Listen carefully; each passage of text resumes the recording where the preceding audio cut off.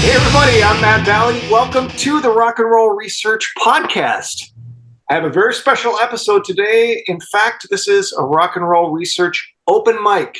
If you've listened to this program for some time, you know that open mic is a format that allows me to deviate from the standard format and cover whatever the heck I want to cover. So that's what we're going to do today, and I am so thrilled about the show that we've got in store today. So a lot of you know that growing up, I played in a thrash metal band with my brother. Greatest thrill of my life. We signed a record deal when we were still in high school, which is really cool. It's very relevant to today's story. In addition, so there was this, let me tell a story. I was doing a search the other day, or I was looking at some Minnesota music history stuff. There's this record label from the Twin Cities called Twin Tone. The Replacements were on Twin Tone, very famously. Soul Asylum was on Twin Tone. Lots of great bands and stuff. So I thought, hey, I wonder if I can find some similar stuff, some history stuff on Channel 83 Records. Now, this is a record label that signed State of Mind back in the day.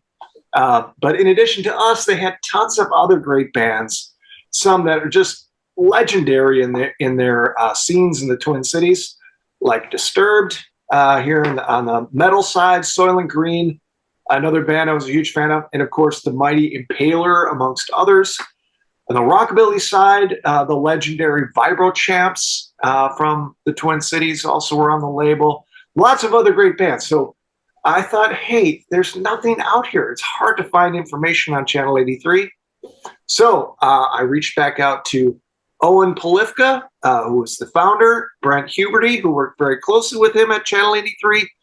And I said, hey, let's talk about this, man. Let's get this history down. So without further ado, I'm super excited to welcome Owen Polifka and Brent Huberty to the podcast. Welcome to the Rock and Roll Research Podcast. Well, thank you very much. It's really exciting to be on your podcast, and I really appreciate you asking Brent and I to be on it. Yeah. I guess as far as the history is concerned, it all started with I lived with a girlfriend that had a couple sons that were older, and they wanted to start a band, and so I was supportive. I got them going in a band. They were called Parallon Security, and then they got the idea of one of them met Leo Whitebird, who has a studio called the Pagan Opium Den in Minneapolis. Yes. And so those two got together and decided they would do that. By the way, rest in peace. By the way, I don't know if you heard that.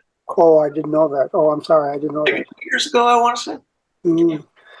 Yeah. At any rate, he has a studio, and so they got this bright idea. They'd get some bands together at this one old theater on the University of Minnesota, which I can't, if you'd know it, I can't think of the name of it.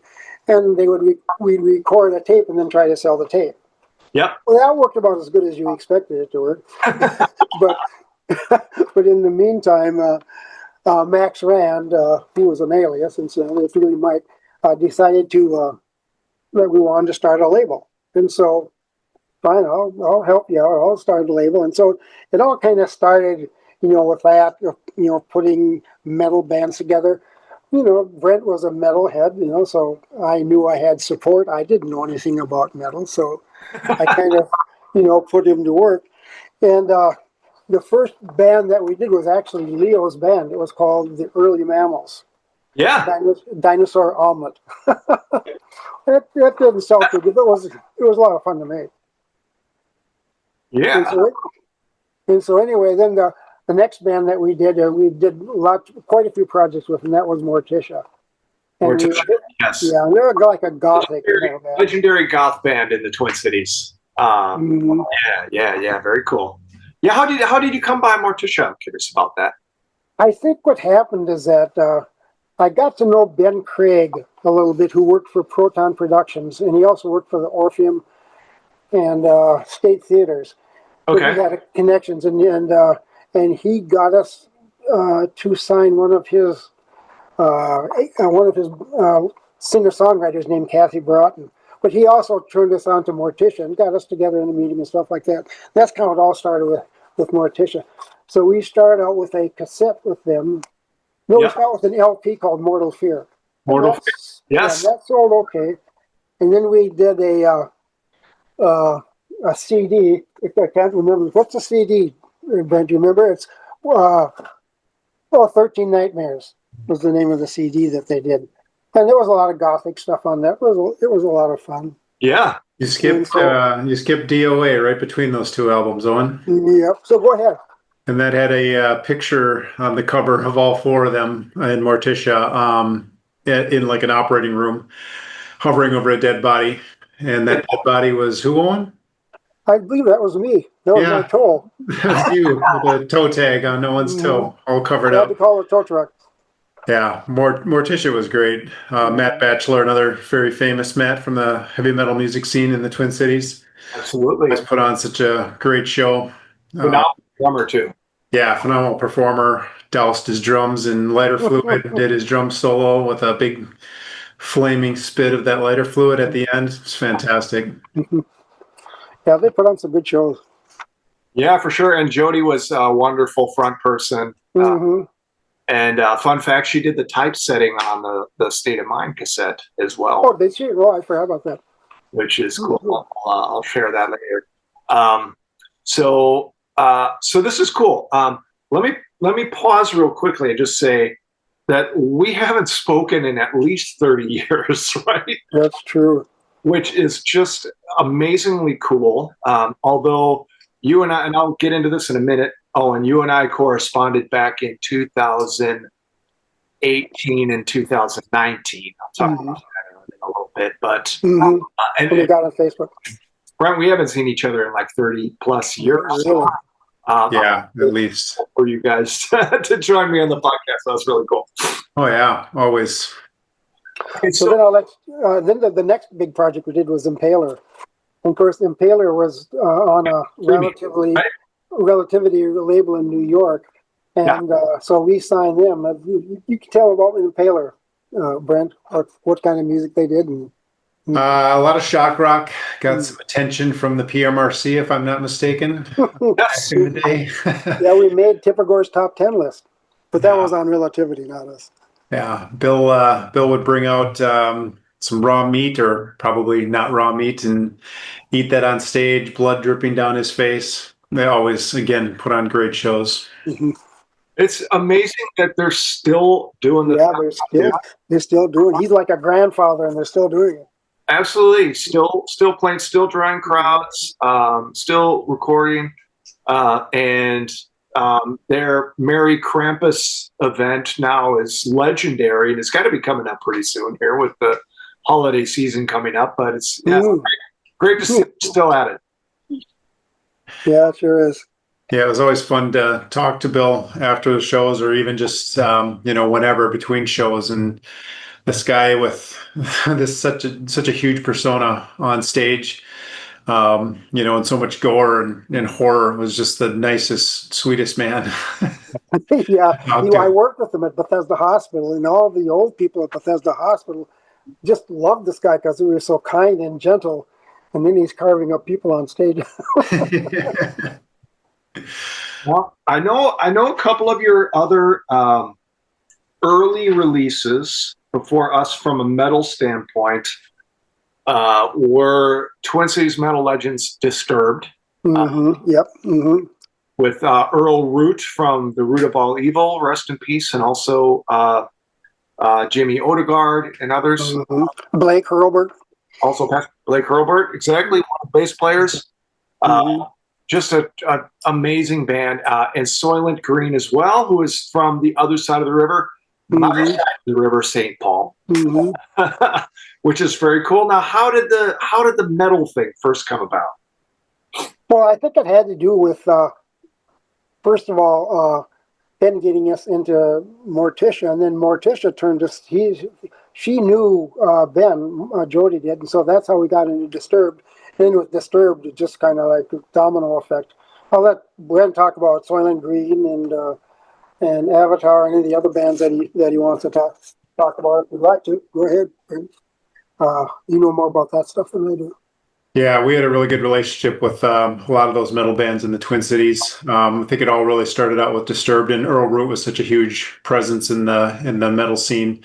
And then, Soilent Green, as you mentioned, they were also a really big presence. They had a lot more of a kind of an Anthrax-y sort of East Coast sort of, they had that song Reynolds Rap that was sort of the noise, sort of Anthrax meets Public Enemy rap metal song.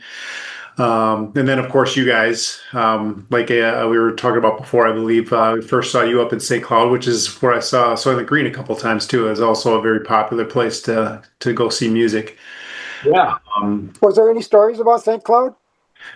Yeah, quite a few. I remember one particular Soilent Green concert where Soilent Green's lead singer and rhythm guitarist got a big hotel room after the show under an assumed name, and it was the typical what you'd think of, Led Zeppelin in the 70s, just completely demolishing a hotel room and staying up till 4 a.m. and booze and all kinds of stuff all over the place. So yeah, that was a fun time up there with those guys. Yeah, and Earl was a really good friend of ours. He visited our cabin a couple times up in. Who was that, Earl? Mm-hmm. And he worked on our cabin. He was kind of a construction guy on his regular job, I guess you can say. So he worked for me on a couple occasions, on the house as well as the cabin. So we had a really good time fishing up there and stuff. Yeah, I think the band I actually felt kind of the most kinship to was actually State of Mind. I mean, they were more my age, those guys at the time, and they played more of a, I don't know, Disturbed and Soilent Green. Their metal seemed to be maybe a little bit more on the kind of Iron Maiden-y sort of new wave of British heavy metal side, whereas State of Mind was more of the big four. Sounded a lot more like the metal that made me a metalhead. Yeah, I just love listening to those guys. You guys were fantastic. Yeah. Mm-hmm, yeah, and you were the greatest guys too. Yeah, super nice. Well, it's nice of you to say. So let me tell my story from St. Cloud. So this was seriously one of our very first shows, and so we road tripped up to St. Cloud for the show at the Press Club Bar and Parlor. Fun fact here: the promoter was Sean Decker, who went on to fame with Anal Blast and all sorts of other exploits. Also, rest in peace, Sean Decker. Oh, really? And so he was promoting the show, and we got up there. It was very funny because I think it was something like $10 to start. It was us and maybe 2 or 3 other bands. First of all, we walked in, and they had a plate of food out for the bands, which was basically like a big tray of roast beef with no plates, no utensils, no bread. Just grab a handful of roast beef.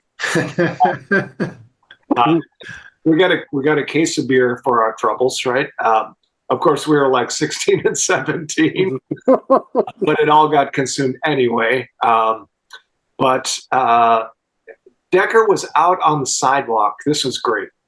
He was on the sidewalk because he was trying to fill up the place, and so it was $10. And as it got closer and closer to time for the show to start, and there weren't enough people in the room, he'd be like, "Okay, $8, and he's like grabbing people on the sidewalk, $8. And then it went down to $5, 4 bands, $5, and down to like $2, right? So anybody he could get into that place. So that was a lot of fun. I don't know if you remember this, Brent, but my brother Mike was singing and playing guitar. He was doing a solo, and he's banging his head like crazy, and he got his strings caught in the guitar, and we had to pause the set. It took like the strings caught the guitar. Did you say the strings caught the guitar? I'm sorry, his hair got caught in the strings. Okay. Yeah. I do remember that now that you mention it. Yeah, so we had to pause for like 5-10 minutes. Somebody get his hair out of his strings. But after the show, I mean, we met you, and you said you were from Channel 83 Records, and I was super excited. I was already a huge Disturbed and Soilent Green fan, and you told us that you were interested in talking about, having us meet Owen and talk about, possibly signing. And oh my God, we were just overwhelmed. So it was just amazing. It's like, where do we sign? We don't even need to read it. Just tell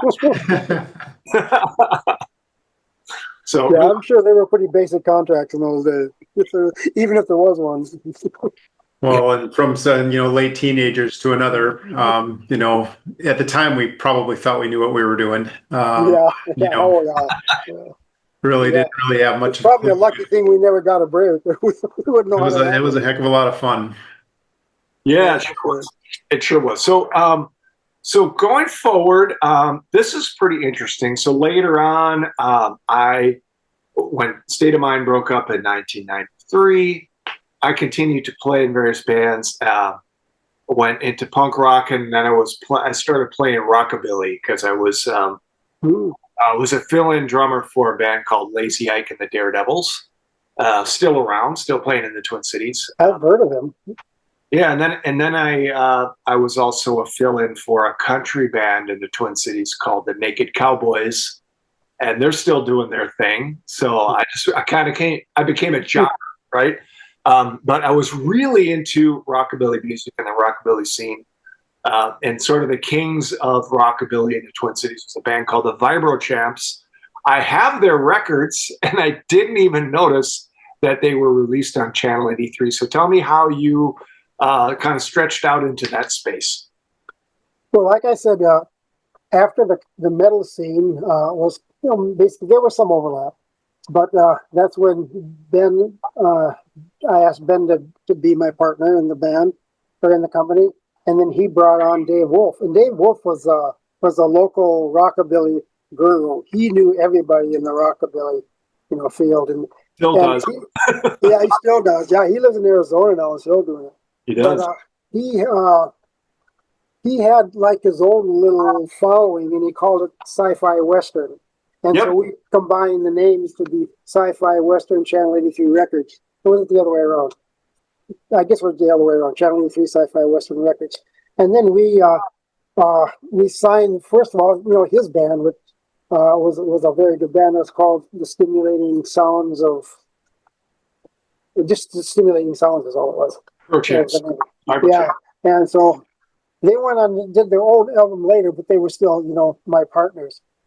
And then we, like I say, we did that singer-songwriter from Chicago named Kathy Broughton, and she had a nice voice, and her agent was Proton Production, and that's how Ben Craig got me, associated with her. I have to tell you about this one crazy guy we got. He's called Caveman Knowles, and his project was called Banjo from Hell. Okay. And it was mainly a solo thing, and this guy was so crazy. He was bizarre. So he did this song. He had one song called I Used to Be Anti-Drugs, but now I'm Prozac. But he did a cover of Blister in the Sun, Violent Femmes.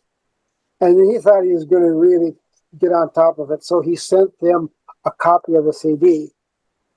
But a couple weeks later, I hear from the lawyer, you didn't get publishing rights on this, and we were about to file suit. And I told him, well, we sold, I think, 6 copies, so your share would be about 0.03 cents. So go ahead if you want to. So that was Cave Music. They were quite the band. Then we did a kind of a punky band called Spank the Monkey. Yeah. My personal favorite title. And they were real punk stuff, and they had a lot of crazy, sexually oriented songs like Puddle and stuff like that. And but they it's hard to imagine given the name of the band, yeah, I know how when they first started, I didn't know what it meant. That shows you how clueless I was. And but they, so they released this band. It was called Pets or Meat. It was really quite clever the way they had it introduced. They had a lady, talking about selling rabbits and whether they should be pets. Some people buy them as pets, other people buy them as meat. So you take your choice. It was just kind of a strange introduction to a CD. But unfortunately, I went to the record release party practically, and that was when they said, this is our last concert, our last show. So I no more put money into their thing, and they broke up. So that was one of the more that wasn't one of the more, let's say, profitable experiences of the company. But we kept going with rock. Then we added Dave Wolf added a calendar, and so a catalog. So we would contact, or he would contact all these little record companies that had rockabilly, like the Frantic Flat Tops and Reverend Horton Heat, and there's a whole bunch of them. I could look on my thing. Things like I opened up for the Frantic Flat the Rip Tones and stuff like that. You've heard of Frantic Flat Tops? Yeah, we opened up for him at the Uptown. Oh, you did? I didn't hear that. Oh, cool. Yeah. And so he would also open up for Dick Dale, on a couple of things. Absolutely. That was at the Tesla booth. Those are really fun. Mm-hmm. So anyway, I suppose right around the mid '90s is when we kind of decided, to break, to break it apart. I guess and looking at one of your questions, the project, I have to have Brent speak for himself too, but my first project of ours was Ray Campy's Train Rhythm Blues. I mean, those were seasoned musicians, and they were so good. And you did that. Oh my God, I've got to dig into that catalog, man. Oh, it was so great. But that was a handshake deal that Dave pulled off, and he didn't follow through. We didn't get a cent out of that. And I only have one CD left of them. I think they're on YouTube now, so somebody's selling them, but it ain't us. But that was the project that I was probably the most proud of. I mean, their pedal steel guitar, for instance, his name was Greg Lish. But he played on all of Anne Murray's, albums. He played on the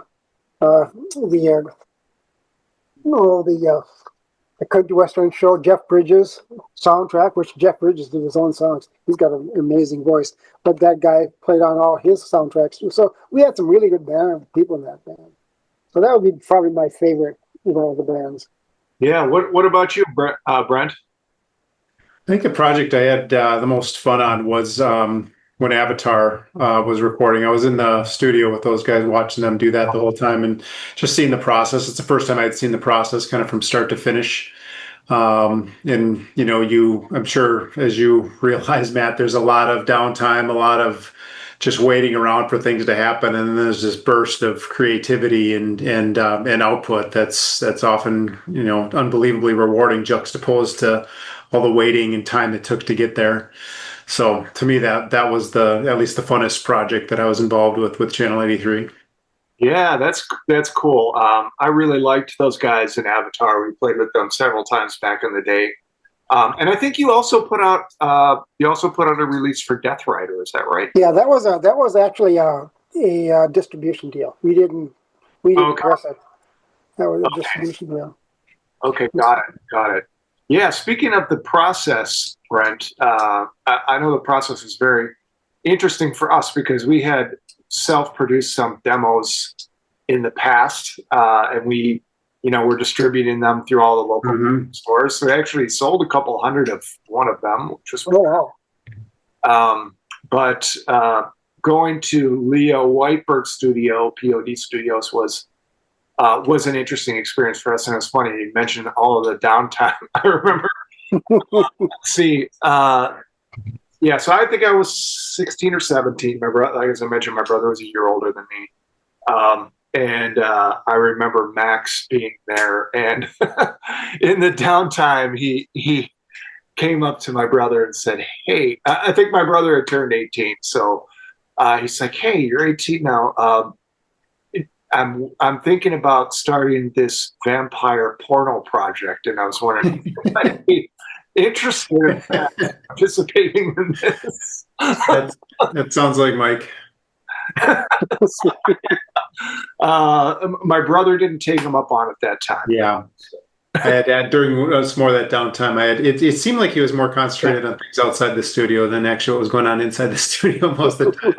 I remember having a conversation with him, or it was more of a lecture on because he was much older than I was at the time, and I was fairly young, 17, 18-year-old, just getting into my adulthood, and all the aspects that go with adulthood. And he was talking to me about, his seasoned experience with the ladies and all the things he would do, and his Heard a few of those he'd stories. bring these things up to me, and I'd be like, "What?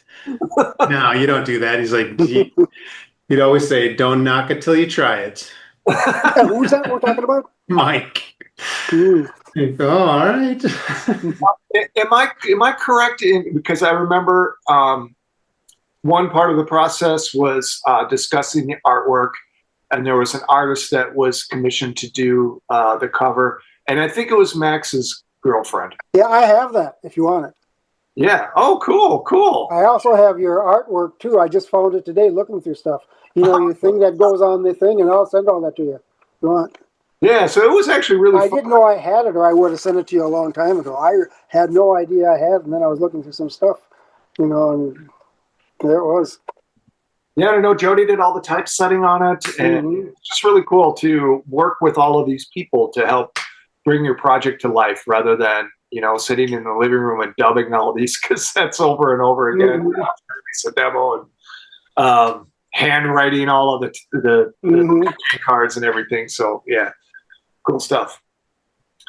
Awesome. So one really interesting thing that happened, I had mentioned that Owen, we had connected in 2000. I think it was late 2018. Something that I really have to thank you for, which is the fact that we got a call from this record label called Dive Bomb Records.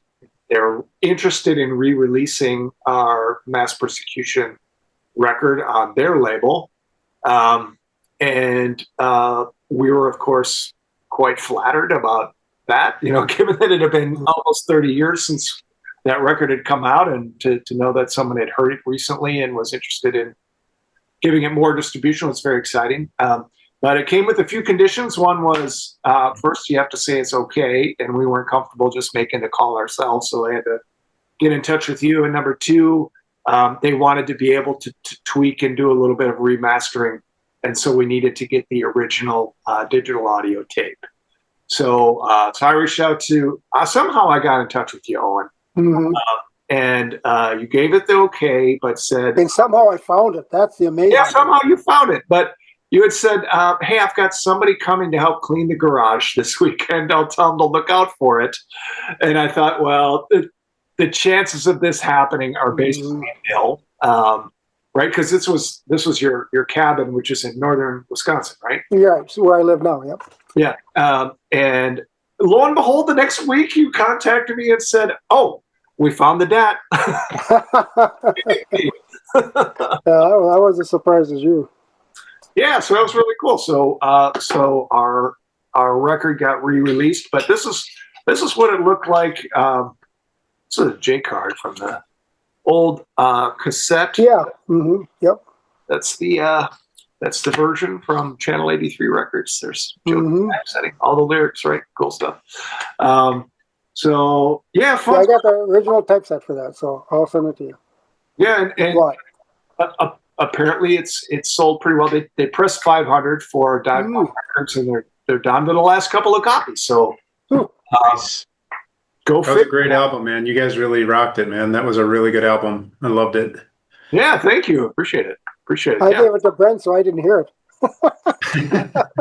Now, the record release party could have used a little bit of help from us. I don't know. Do either of you remember that record release party? I do not. This was reminders. It was rough. It was a weekday, like over lunch at Northern Lights in Minneapolis. And we showed up, and for some reason, we just didn't promote it really at all. And so we showed up, and it was Mike and Sloan and I, and a woman that Mike had met from the city page. So it's like a first date kind of situation.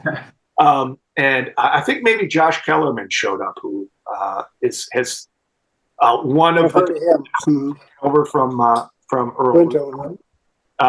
And so I don't think we sold a single tape, maybe one, maybe a pity buy at the record release party. So apologies for that. I just remember having my whole drum kit there, and I'm in the CD section. You know, I'm surrounded by CDs, and I'm playing, and we're playing so loud that like CDs are vibrating off the wall. And there's somebody that's like trying to push over my cymbal stand so that they can look at something over here, which is terrible. So apologies about the poor. Well, I think the Twin Cities music scene supports the bands a lot better now than they used to back when we didn't get much support from the radio stations.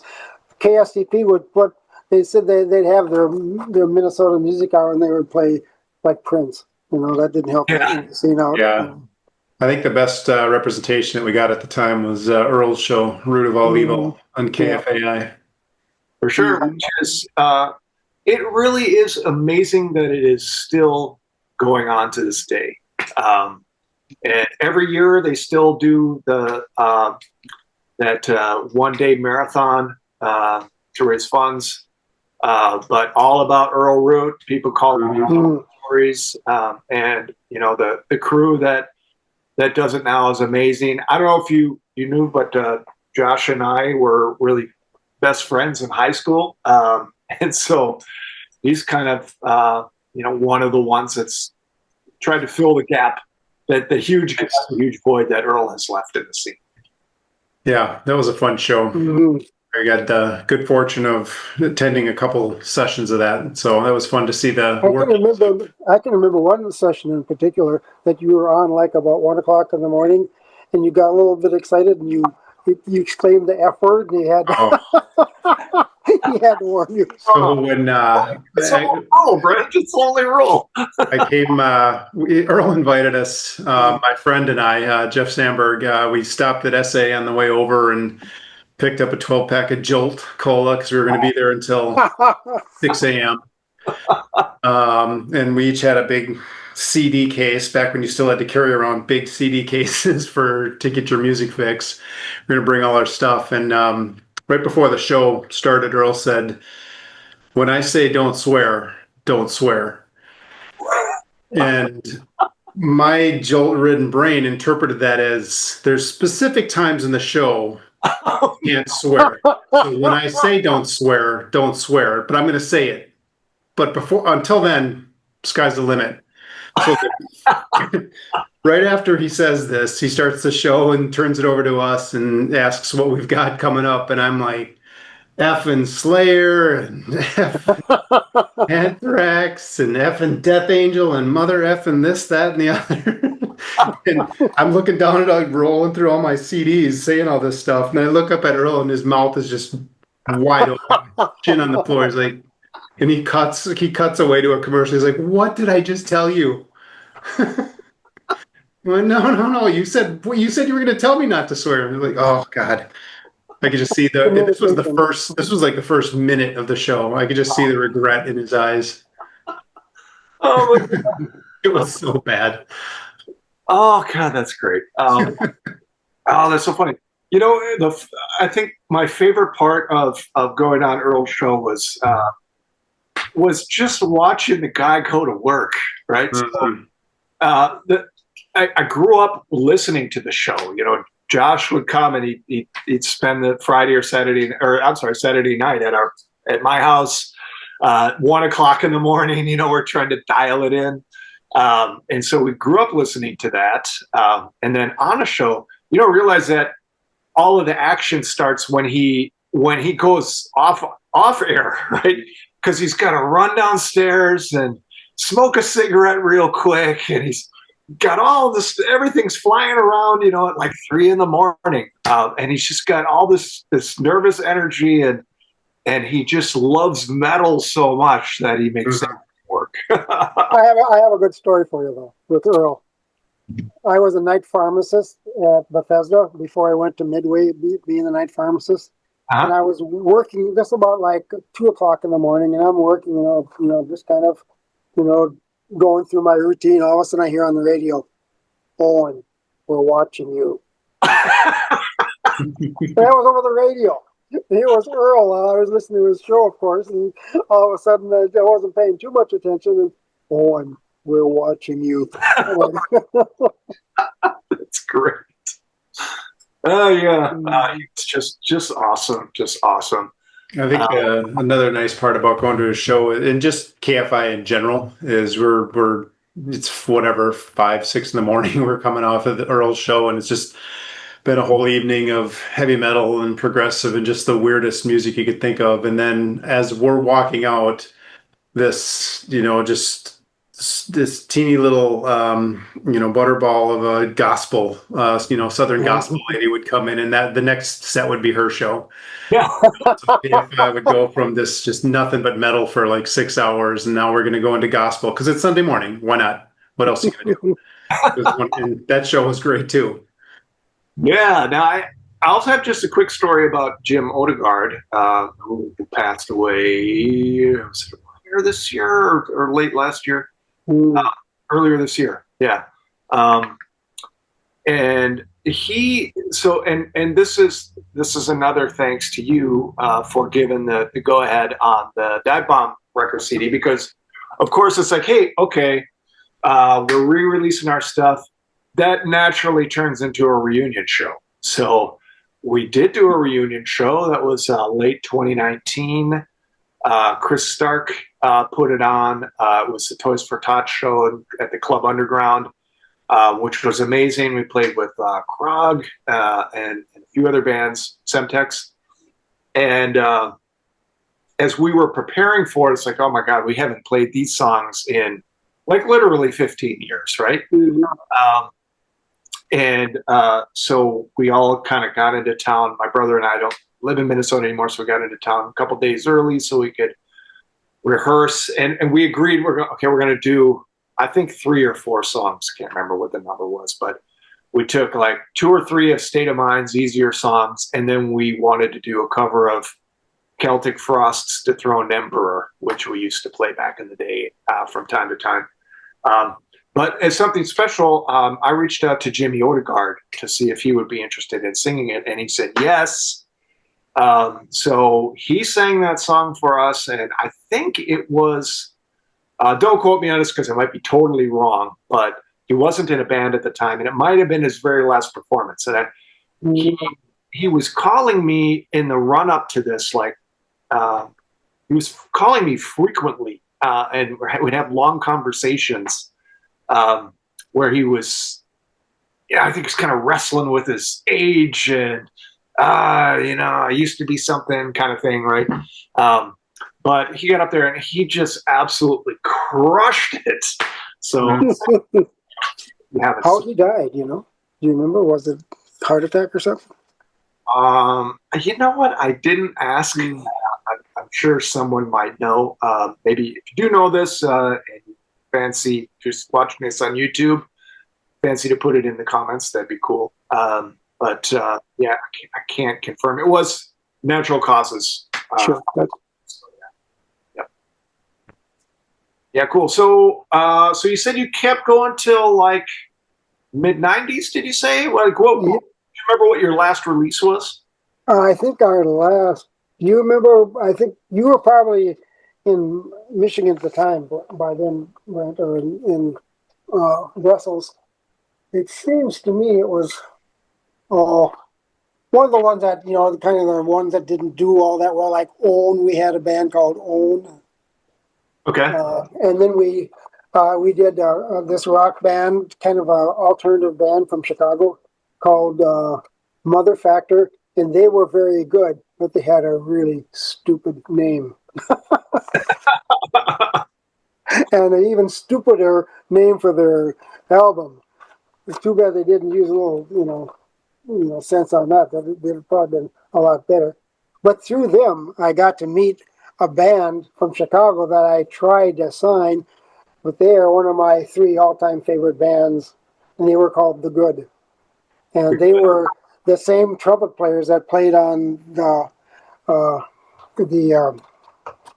Mother Factor album, played on their albums as well. And it is everybody I've showed that album to played it for has to have a copy. They think it is so great. So that is definitely one of my three favorite. The other two are Calexico and Pink Floyd's Dark Side of the Moon. But anyway, that's a good recommendation for anyone listening or watching. That the band, The Good, I 100% agree with Owen.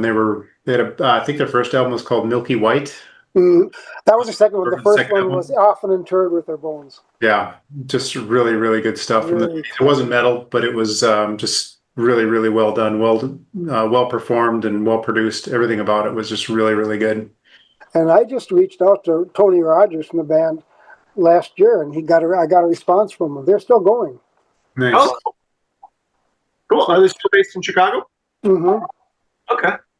I will certainly have to look them up. I think it's. I asked him, was it the same band? He said yes. And I know his name is Tony Rogers. So let me ask you this. So if you think about the body of work, so you were releasing records for at least 10-ish years, maybe more. About I suppose about 9-10 years, was it? Or longer? All right. Yep. 10 years.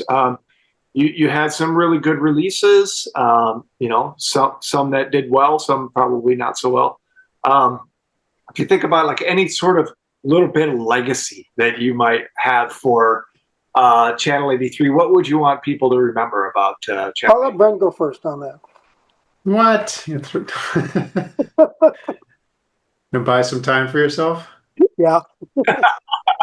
I mean, for me, being on the inside, it was mostly about the friendship. I mean, everything that every band that I interacted with anyway was just, I mean, they were just the best people. Like we had just talked about before, you guys were fantastic. The guys I lived with Dennis from Soilent Green for over a year. John Woodbury, the guitarist for Avatar and also in Soilent Green, was a good friend of mine from high school. Basically everybody that we worked with was just, I mean, it was almost more like a family and a group of friends rather than a business. Yeah. Maybe that was maybe not so good for longevity, but I mean, it was a really great experience, and to me that's the legacy that survives in my head. Yeah, cool. How about you, Owen? Well, as far as I'm concerned, I think the legacy that I'm most proud of is that we gave a lot of rock and roll musicians their first start in somewhat of a career, even though it was months. It started them out and it got them excited about music. And so I guess that's what I'm most proud of, is getting these bands involved with music and doing shows and stuff like that. Yeah, it's a great service. I mean, it really was quite unforgettable, to be honest. I mean, for us, and then I caught the bug. Hey, look at me! I'm still playing, and plus bands here in Dallas, Texas. I got a gig tomorrow night, as a matter of fact. So, yeah, I've had since I stopped since 2011. Actually, I've done over 600 gigs now. Yeah, you're 600 piano gigs. So I've been keeping pretty busy. That is amazing. So up there in northern Wisconsin, yeah, there's lots of places to play, and so I play every, especially in the summertime, I play sometimes 3 or 4 times a week. Thursday, Friday, Saturday, and then church on Sunday, and then maybe a show on Monday someplace. And so, yeah, it's slowed down a little bit now, but yeah, I've been keeping like really, really busy doing that.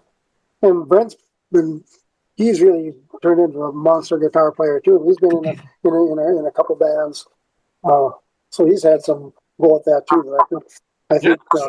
Let's hear it, Brent. What you got?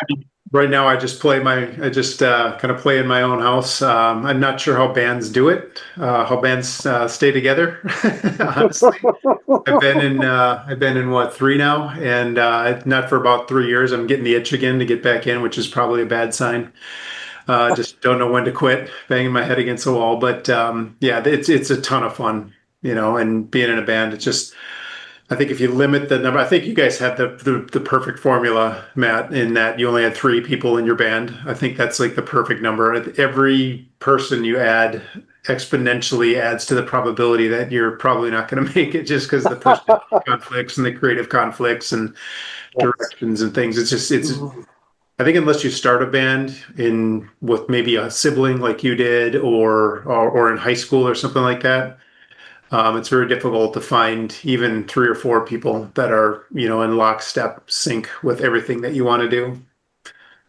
Yeah, I couldn't agree more. I stick to that formula. I play in 3-piece bands, so I've got 2 bands. They're both 3 pieces because 3 schedules. First of all, now we're all adults and got jobs and all that sort of thing, right? So the schedule thing is a big deal.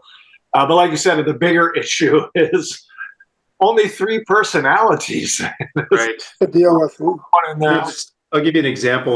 My last band, we were getting pretty good, getting to the point where we were going to give a gig out. It was just a cover band, but then COVID hit, so we took a few months off, probably about 8 months off until the test came out. Until we could start testing. Yeah. Oh, and the vaccine. I'm sorry, the vaccine was out too at that point, and everyone in the band got it except our singer. He just absolutely refused. He would not do it. And he's in my basement for 4 hours every Sunday, aggressively expelling the contents of his lungs into my basement where we're all breathing. And he's a truck driver that always drives with another partner, and different one every time. Just please, for the safety of everyone, just get vaccinated. He just would not do it. So I made him sit out in his car, and he had to take a COVID test every time he came into my house, and he had to sit out in the car for 15 minutes in the cold until it passed. He deserved it. But it was, what I'm saying? It's even things like that. And those things are myriad when it comes to coexisting in a creative environment like that with other people. And the fewer you can do that with, the better. Yeah, for sure. I could not agree more. We play from time to time. One of my bands, we play with a ska band here in town that has like 8 or 10 members. Oh, I love ska. How they do it, man. I don't know how they do it. I'm glad they do because they're really good. So that's cool. Yeah, like Iron Maiden. How long they've been with 3 guitarists and 6 members in that band. I'm just amazed that they're still rolling. Yeah. I suppose it helps to have a ton of money and be able to get away from each other into separate buses or whatever. All right. So the question I always like to finish my podcast episode is this one. I think you might have already alluded to what your choices might be, Owen, but we're going to clean the slate and give you a chance to share this again. But it's the classic desert island disc question, right? So you mentioned, Owen, that, hey, it was Brent that got you all into metal. So maybe your 3 albums aren't metal albums, right? Maybe there's something else. And they probably are. But let's say you're stranded on a desert island, right? You've got 3 albums of your choosing to keep you company for the rest of your days. Oh, and I think you said The Good, Calexico, and one other. Dark Side of the Moon. Dark Side of the Moon. Opportunity to have an honorable mention. Anything comes to mind? Yeah, well, I love classical music too, so I like Saint Saëns, who has a beautiful work called Scheherazade, and so I could listen to that for over and over and over. Very cool. And you, Brent, what would you choose? Metallica's Ride the Lightning is what flipped the metal switch in my head. Up until that point, I was really into pop, really into Michael Jackson, that kind of thing, which is great. I mean, phenomenal artist and just unbelievably creative guy. But as soon as a friend of mine played Fight Fire with Fire, the opening track, Ride the Lightning, it was just one of those mind-blowing experiences. I can remember the smells in his room. It was that impactful. We were listening to that on that big 1980s boombox with the silver one with the 2 tape recorders in it. Yep. So that would definitely be there. I'd have a real hard time getting this down to just 3, but 2 of the other ones would probably be more modern ones. Nevermore. They've got an album called Dead Heart in a Dead World. Yeah. Phenomenal. Jeff Loomis, I think, is one of the greatest guitarists who's ever picked up the instrument.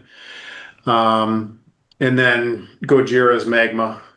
Oh, yeah. I can never stop. I mean, I can't stop listening to Gojira anyway, but that album especially. Yeah, I forgot to mention one that I'd probably add if there was a 4th one. That would be Imagine Dragons. Imagine Dragons, really? Yeah, I play I play their song. I'm going to add more songs of theirs. Yeah, I really like them. I also play like things like, going on, not thinking of, but a lot of alternative stuff like fastball, stuff like that. Cool. Well, I just can't think of it right. Like, I played for my other kid's wedding, and I played a song by, it was called All Star. You know that All Star, and that's fun to play. I can't remember who did it offhand. All-Star, get your game You should know that, Brent, don't you? All Star. Was that What's the name of that band? Yeah, Smash, I'm gonna look. Smash something? Smash Mouth. Yes. Yeah, Smash Mouth. There you go. Yeah, but that one I played that at his wedding when they did their dance, and now I'm starting to play that at gigs. I really like that song too. Oh, that's awesome. I love it. I love it. Super cool. So any parting words, anything, if you had to do it all over again, would you do it? And maybe what might you do differently? And the only thing that I would do different, I'm speaking for me now, not Brent, I guess knowing what I know about me, I would have started playing the piano instead of a record company. I'd be a lot further along now if I had. I didn't play the piano. I sat down in the 9 years that we had the record company. I think I sat down at the piano once. So you lost some. Yeah. And so if I had to do over, no offense, but I would have worked on my own career stuff. You were a full-time pharmacist the whole time you were running the record label, right? So yep. Mm-hmm. And I had partners towards the last, but yeah. Yep. And I had Brent towards the first, so between the two, it wasn't totally done. So yeah. So, but I'm sure glad I did it. I definitely do not regret it. I'm really glad I did it. You were just asking for even a better scenario, but I'm proud of the fact that we gave a lot of musicians a chance, to exhibit their skills, and so that meant a lot as far as I'm concerned. Yeah, for sure. Any parting words? Would I would have done it again, or what was the question? Yeah, I mean, again, and would you do anything different? Yeah, for sure, I would do it again. It was a lot of fun. I mean, I didn't have that much skin in the game because it wasn't my company and it wasn't my money that I was putting up. Owen was just kind of dragging me along or letting me be dragged along. I probably would have. I started playing guitar when I was in high school, but sort of gave it up thinking, man, I'm never going to make a living at this. But that's really not the point. The point is to have fun with it. So I probably wouldn't have done that. I probably wouldn't have given that up. And with that, the relative power of a record company at, pretty much beck and call, I would have done more to start a band myself at the time. That would have been great. And then I'm sure Channel 83 would be a behemoth by now. And all of the bands would be successful. Of course. I'd have my own helicopter. Oh, yeah. You have a fleet of helicopters on. Love it. Awesome. Hey, it's been so great catching up with you guys. Let's not make it be 30 years, another 30 years. Yeah, thank you so very much for giving us the opportunity. I mean, if it wasn't for your podcast, who would remember Channel 3 at this point? So I really appreciate it. Yeah, it's my pleasure. I'm grateful for the time. Very happy for the catch up. Next time, let's make it in person. Talk soon. All right.